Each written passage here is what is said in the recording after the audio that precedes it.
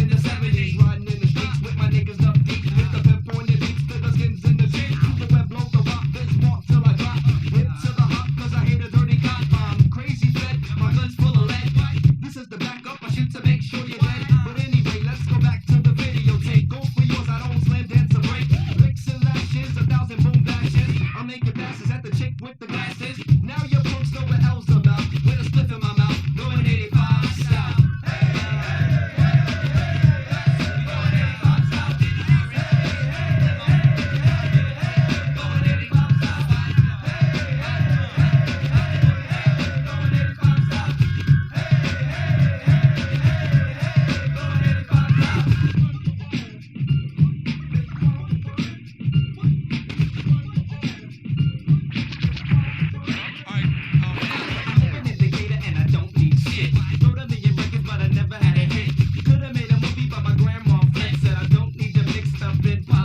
We're about to ride on 85, you know what I'm saying? Just 85. We're 85, man. Cops, you know what I'm saying?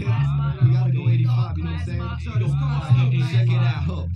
I'm living in Atlanta, but I ain't no hit. Step back before I stab you with my afro. And crazy like in the ass, but the shit I drop is heavy. I talk more shit than job turkeys.